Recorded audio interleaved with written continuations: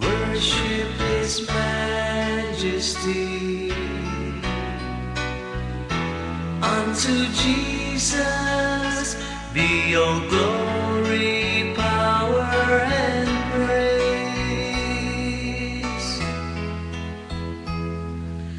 Majesty, majesty, kingdom, authority, flow from His throne unto His own, His anthem raise.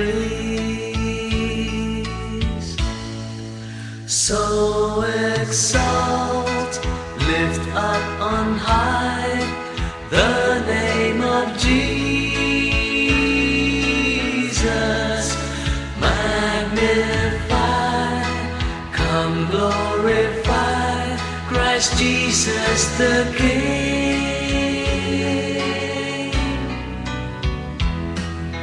Majesty, majesty, worship His majesty. Jesus who died, now glorified, King of all kings. So exalt, lift up on high the name of Jesus. Magnify, come glorify Christ Jesus the King.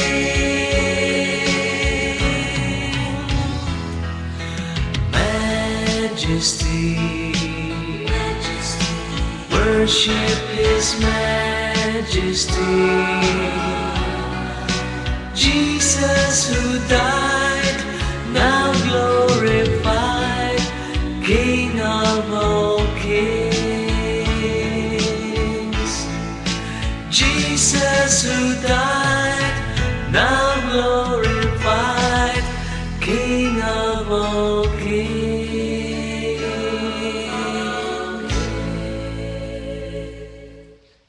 Thank you, Lord. Thank you, Jesus. And glory, glory to the Holy Spirit. Hallelujah, hallelujah, hallelujah. Maraming salamat sa ating Panginoon sa kanyang mensahe sa araw na ito. Glory to God, glory to Christ Jesus, and glory, glory to the Holy Spirit. Amen. Okay, praise the Lord. Hallelujah. Kuya. Nalilito ang kuya ko. Amen. Hallelujah. Okay, binabati rin po natin sila Sister Luz Alejandro, Sister Joe Gonzales, si Sister Cristina Monteclaro, Brother Bong ng Caloocan Postal Office, si Sister Christy Hipol and Santi Hipol, si Abigail Aguilar ng Singapore at Sister Emma ng Emma Macabante. Okay. So maraming salamat po sa inyong mga text. Amen. Glory to God. Okay, bigyan po natin ng konting pananaw yung ating gospel. At syempre, inintay din po natin ang ating mga kapatid mula sa mga nag-fasting sa Antipolo Retreat House. Amen. In the name of Jesus, hallelujah, glory to God, glory to Christ Jesus, and glory, glory to the Holy Spirit. Nawa po yun makapasok po sila dito upang mapakinggan natin ang mapapuri sa ating Diyos sa buhay. Okay, sa ngalan nating Diyos sa buhay, ang ating gospel ay nagtuturo sa atin ng tatlong bagay, no, Sister Vera. Sabi nga, ngayon ay, hindi naman po during this season lang tong Lenten, tong tatlong bagay na to. Ang unang tinuturo sa atin ng Diyos ay tayo ay matutong maglimos, no? Charity, and then matuto tayong manalangin, at mag-ayuno. Yung tatlong bagay na yan ay dapat nating gawin, lalo na sa panahon natin na ito, no, upang tayo ay patuloy na maging malinis sa harap ng ating Diyos na buhay. Okay? Bigyan ko po ng konting pagkakataon itong kabataan natin, si Sister Vera, kung paano niyang naisa sa buhay ang tatlong bagay na ito.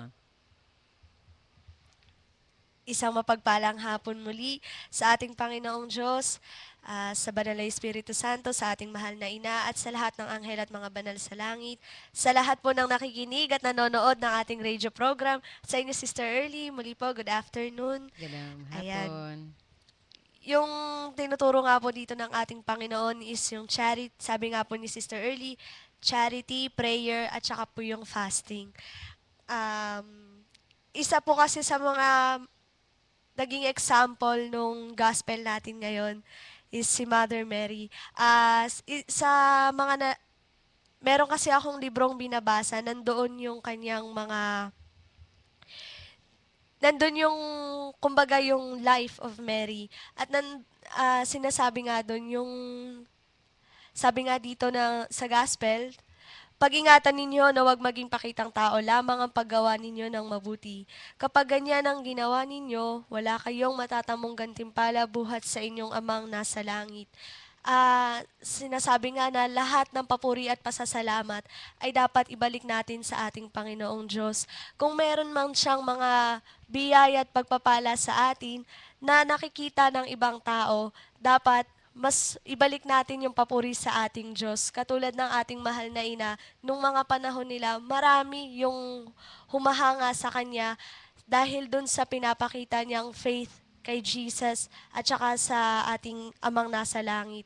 At dun din, dahil pinagkalooban din siya ng mga gifts ng Holy Spirit nung mga panahon na yon, ngunit lahat nung nagawa na niyang milagro, lahat ibinalik niya sa ating Diyos na buhay yung papuri. Sa tuwing may pumapansin sa kanya, ang lagi niyang prayer, Lord, wag nawa ako yung makita nila kundi ikaw.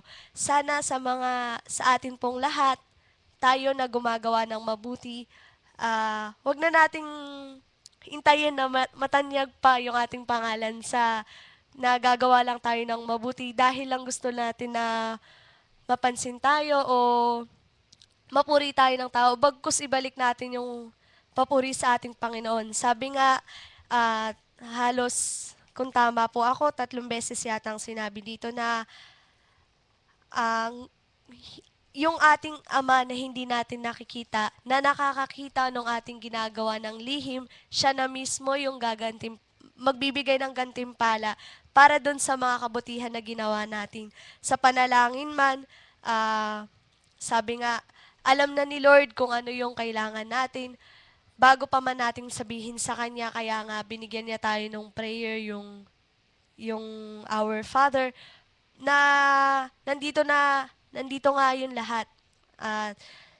Meron pa dito ang sinabi niya pa nga po sa verse 4, sapagkat kung pinatatawad ninyo ang mga nagkakasala sa inyo, patatawarin din kayo ng inyong amang nasa langit.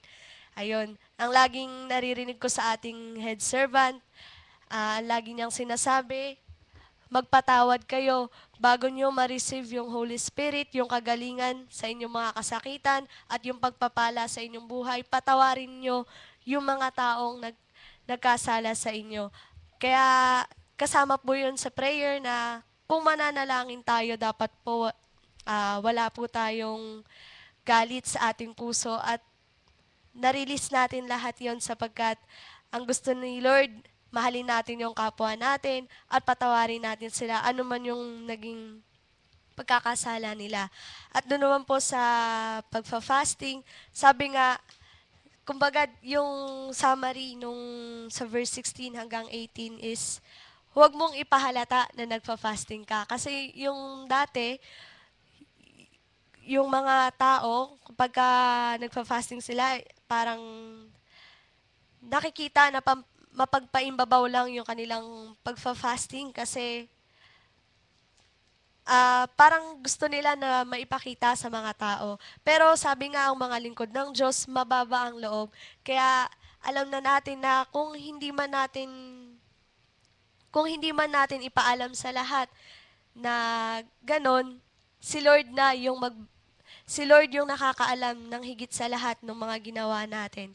Kaya siya yung nagbabalik sa atin ng mga gantimpala sa lahat ng paglilingkod natin sa Kanya.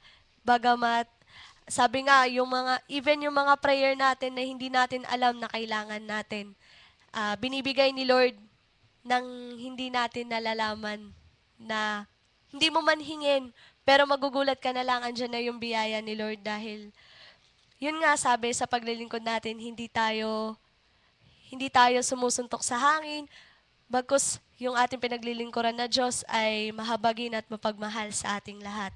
Yun lamang po at maraming salamat sa ating Panginoon. Praise the Lord. Glory to God. Glory to Christ Jesus. And glory to the Holy Spirit. Hallelujah. Hallelujah. Hallelujah. Salamat sa Panginoon. Amen. Okay, habang naghintay pa rin po tayo, sana tawagan po natin sila Brother Jess para sila po ay makapagpuri dito sa ating gawain ng ating Panginoon. Okay, no? Sandali lang po. Hallelujah. Ito pa, Brother John. Okay, no, sa ngalan ng ating Panginoon, yung pagtulong sa kapwa, ito po sinasabi sa Ecclesiastico 3 verse 30, ang pagtulong sa maralita. Kung ang tubig ay nakamamatay ng apoy, ang paglilimos ay nakapapawi ng kasalanan.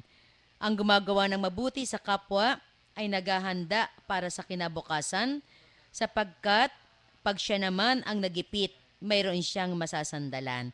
Hallelujah, hallelujah, hallelujah. Yan po yung gagawin natin, itong paglilimos. Sapagkat yung paglilimos po ay nakapapawi ng kasalanan. Nakakabayad po tayo ng ating mga kasalanan sa mga nagdaan nating buhay. No, yung kaya sa panahon nito na tayo po isang charismatic na, siguro dapat na pilitin natin makapagdulot ng ginhawa sa ating kapwa, makapagdulot tayo ng konting biyaya sa kanila, no? Maaring minsan, lagi na lang silang lumalapit sa atin. No? May nagkwento nga isang servant. Sabing ganun, meron lagi sa kanyang lapit ang lapit, hingi ng tulong. So, tulong naman siya ng tulong, no, kahit maliit lang na bagay. Pero isang araw ay medyo nainis na siya kasi lagi na lang sabi, penge. Medyo hindi niya binigyan. So, ilang araw hindi nagpakita yung nangihingi. Tapos sabi niya ganun, nasa na kaya yung yung nangihingi.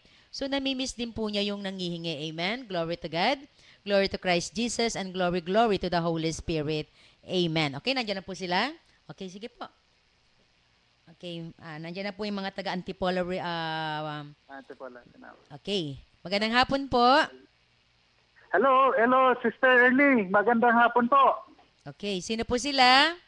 Ako po si Brother Rino Antigua ng San Fernando, La Union Chapter. Amen. Sige po, pwede na po kayo magpuri kay Lord. Ako'y magpupuri sa ating Panginoong Diyos dahil sa kanyang kabutihan, guys. Alam nyo, Sister Ernie, yung misis ko, yung sister wife ko, si Sister Delia, may sakit siya na toxic goiter. Apo.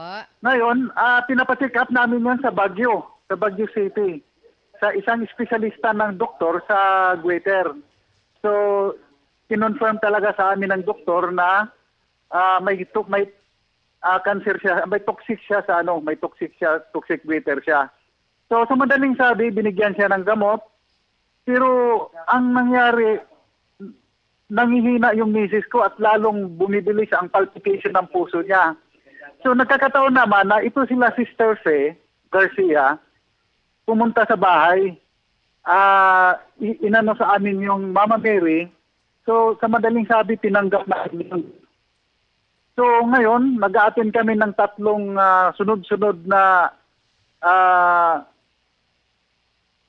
linggo na pag-attend doon sa SOC ng San Fernando. Then hanggang sa naging nagtuloy-tuloy yun. Ngayon, nagpapacheck up kami sa La Union Diagnostic Medical Center para talaga matiyak namin. Pero actually, hindi siya nag-iinom ng gamot, sis. Gawa ng nagpapalpitit ang puso niya at saka nanghihina siya.